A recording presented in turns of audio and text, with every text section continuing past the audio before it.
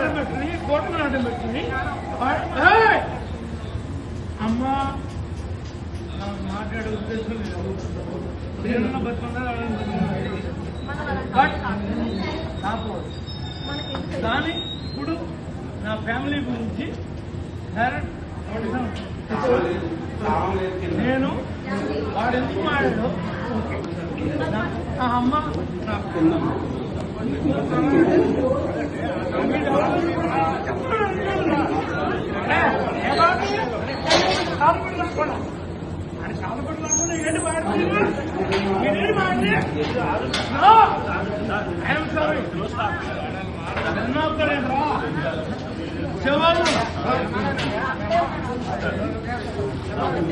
నన్నొప్పేయండి కూర్చో కూర్చో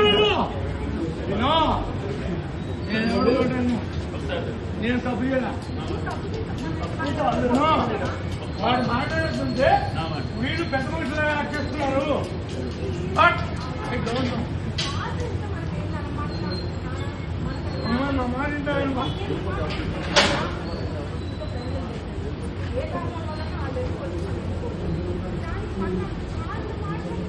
మరి నువ్వు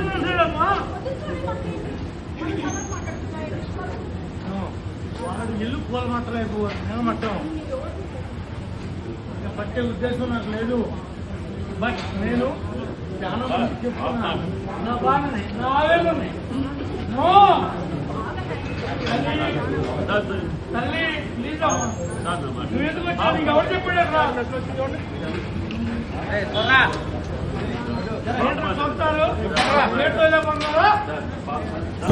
చింతమనేని చేతగాని తనానికి దిగజారుడు తనానికి ఈ కేసు నిదర్శనం.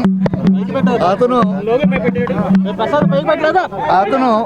అక్రమాలను నేను బయట పెడుతున్నాననే ఉద్దేశంతో ఆ అక్రమాలు పార్టీ దృష్టికి వెళ్తే అతని రాజకీయ భవిష్యత్తు మనుగడ ప్రశ్నార్థకమయ్యే పరిస్థితి వచ్చిన నేపథ్యంలో అతని యొక్క అక్రమాల నుండి బయటపడటం కోసం నేను మాట్లాడిన వీడియోని ప్రెస్ మీట్లో నేను చెప్పింది వేరే వాళ్ళకి సంబంధించింది నేను మాట్లాడితే అతనికి అన్వయించుకుని అతని అక్రమాల దందా నుండి బయటపడటానికి ఈరోజు ఈ కేసు నా మీద పెట్టించడం జరిగింది. నిజానికి విజువల్స్ అన్నీ కూడా ఉన్నాయి, హల్చల్ చేస్తున్నాయి మీడియాలో. నా ఇంటి మీదకి అతను వచ్చి దొమ్మి చేస్తే నా మీద కేసు కట్టడం అనేది చూస్తే పోలీసుల యొక్క అచేతనమైన స్థితి, చేతగానితనం తేట తెల్లం అవుతుంది. ఈరోజు ఎవరైతే ముద్దాయి ఉన్నాడో ఒక అఫెన్స్ నేరం చేసిన వ్యక్తి ఉన్నాడో ఆ వ్యక్తులకేమో రాజ మర్యాదలతో పంపించి ఎవరైతే ఎఫెక్టెడ్ మేము ఉన్నామో మా మీద కేసు పెట్టి మమ్మల్ని రిమాండ్లో పెట్టే పరిస్థితి ఈరోజు ఇంతకన్నా దురదృష్టకరమైన సంఘటన నాకు తెలిసి ఈ రాష్ట్ర చరిత్రలో లేదని అయితే నేను అనుకుంటున్నా. నేను ఇబ్బంది పడ్డాను, నా వల్ల పోలీసు సాక్షిగా వాళ్ళు ఉండగా నా ఇంటిలోనికి అక్రమంగా ప్రవేశించి నన్ను నా కుటుంబాన్ని అంతం చేయాలనే ఏకైక లక్ష్యంతో ప్రొక్లైనర్లు, డంపర్లు, మారణాయుధాలతో నా ఇంటి మీద దాడి చేస్తే అతన్ని వదిలేసి అతన్ని రాచమర్యాదలతో ఇంటికి పంపించి సిగ్గులు వదిలేసి అతన్ని పలకరించే పరిస్థితులు, అతన్ని ఏదో ఆకాశానికి ఎత్తే పరిస్థితి చేస్తున్నామంటే ప్రజాస్వామ్యం ఎంత దిగజారిపోయిందో ఈ సమాజంలో మనం అర్థం చేసుకోవచ్చు. నేను ఎఫెక్ట్ అయితే నా ఇంటికి వచ్చి నా ఇల్లు పడగొట్టాలని చెప్పి వచ్చిన చింతమనేని పోలీసుల సమక్షంలో జరిగితే నా మీద కేసు కట్టారు. ఇంతకన్నా దుర్మార్గం లేదు. చింతమనేనికి మీ ద్వారా నేను ఒక హెచ్చరిక పాస్ చేస్తున్నా. నేను లోగడే చెప్పా, నా వెంట్రుకు కూడా పీకలేవని. నా ఇంటికి వచ్చి నా ఇంటి మీద పడినా కూడా నా వెంట్రుక నిజంగా పీకలేకపోయావు. నువ్వు డంపర్లతో వచ్చిన ఒక్క ఇటుక ముక్క పట్టుకెళ్ళలేకపోయావు. ఈ రోజు నుండి చెప్తున్నా చింతమనేని, ఖబర్దార్.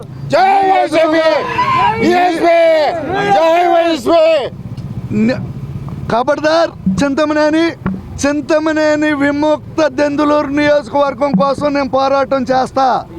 ఈ పోరాటంలో పార్టీలకు అతీతంగా, కుల మతాలకు అతీతంగా ఎవరు కలిసి వచ్చినా కలుపుకుని వెళ్తా. ఈ దెందులూరు నియోజకవర్గం కంసుడి చేతుల్లో చిక్కుపోయిన ద్వారకా నగరం అయింది. ఈ కంస సంహారం రాజకీయ సమాధి కట్టే కార్యక్రమం మీద నేనున్నా.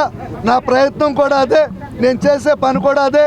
ఇతను చేస్తున్న అక్రమాలు, దౌర్జన్యాలు అన్నీ మీకు నేను ప్రెస్ సోదరులకు మాట ఇచ్చిన ప్రకారం ప్రతి నెల ఆధారాలతో మీ ముందుకు వచ్చి ఇతను బతుకు బట్టబయలు చేయటమే నా యొక్క కార్యక్రమం, నా యొక్క ఎజెండా.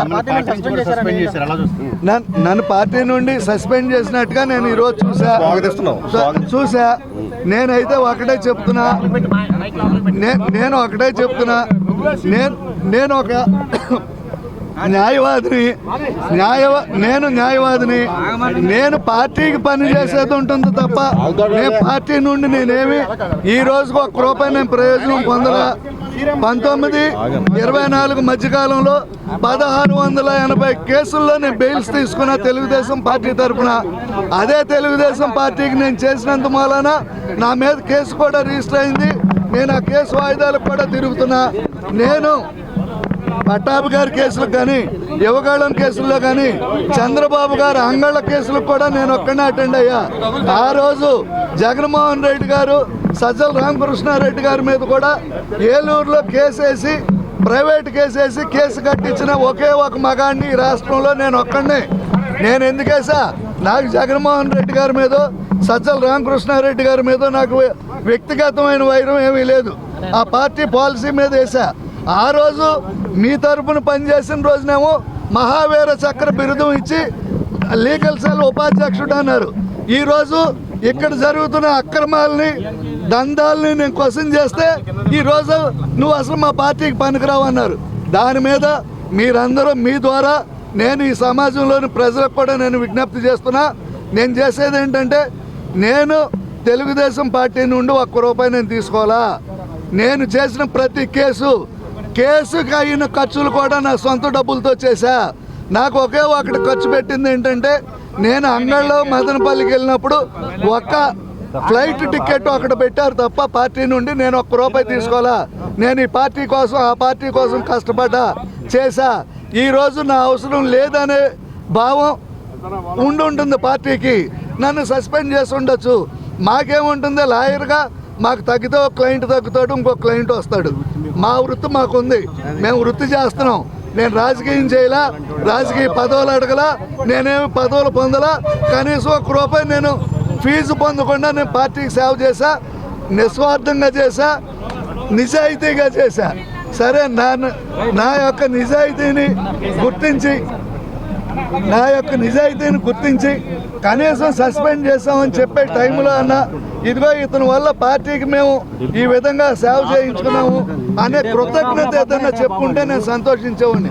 ఆ కృతజ్ఞతా భావం కూడా లేకుండా నన్ను సస్పెండ్ చేసి మాకేముంటుందండి, ఓ మెంబర్షిప్ ఉంది, మెంబర్షిప్ రద్దు అవుతుంది. ఇంకా ఫ్రీ బర్డ్స్. నేను ఇంకా విచ్చలవిడిగా ఈ దెందులూరు ఎమ్మెల్యే దందా బయట పెట్టి ఈడి యొక్క అక్రమార్జన లోగుట్టులన్నీ బయటికి తీసుకొచ్చి ఈ దెందులూరు నియోజకవర్గానికి పట్టిన పేడ విరగడ చేస్తా. జనసేన వాళ్ళు ఉన్నారు నా దగ్గర, బీజేపీ వాళ్ళు ఉన్నారు, కాంగ్రెస్ వాళ్ళు ఉన్నారు. నేను యాజ్ ఏ లాయర్ ఉన్నా. నేను పార్టీ ఎఫిలియేటెడ్ నేను కాదు. తెలుగుదేశం పార్టీ మీద అభిమానంతో నేను అవన్నీ చేశా. అదే కాకుండా ఒక మెంబర్షిప్ ఉన్నంత మాత్రం చేత నువ్వు వైఎస్ఆర్ ఓడితో మాట్లాడకూడదు, జనసేన ఓడితో మాట్లాడకూడదు అని సమాజాన్ని ఆ విధంగా విభజన చేయటం కూడా ఎంతవరకు న్యాయం అనేది నేను ప్రశ్నిస్తున్నా. రెండు, అదే వైఎస్ఆర్సీపీలో ఉన్న జిల్లా పరిషత్ చైర్మన్ గంటా పద్మశ్రీ గారిని నేను కాదా ఆ రోజు తీసుకెళ్లి తెలుగుదేశం పార్టీలో జాయిన్ చేసింది? ఆ రోజు వాళ్ళు వైఎస్ఆర్సీలో నుండి వచ్చిన వాళ్ళు కదా. ఆ రోజు లేని వైఎస్ఆర్సీ అనే మాట ఈ రోజు రావటం నేను చాలా దురదృష్టంగా నేను భావిస్తున్నా. అది సహేతుకమైన విమర్శ కూడా కాదనేది నా అభిప్రాయం.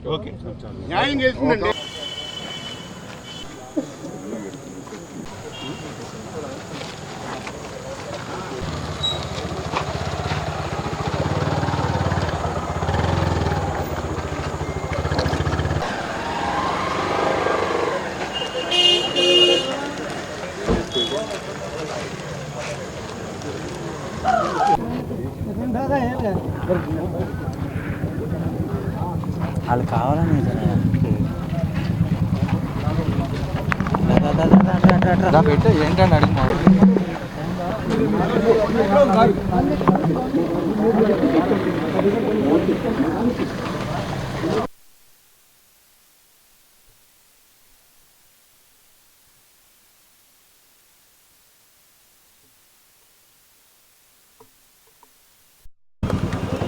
అడిగి చండి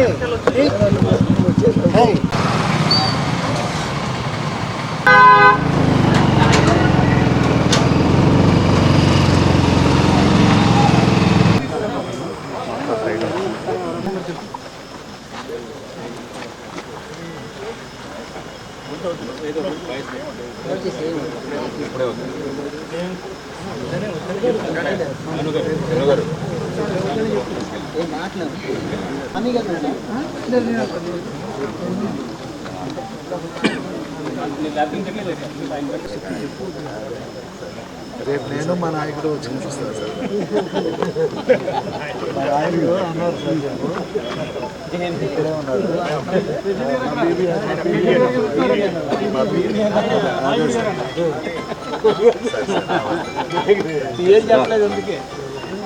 మా నాయకుడు వెళ్ళను నాయకుడు.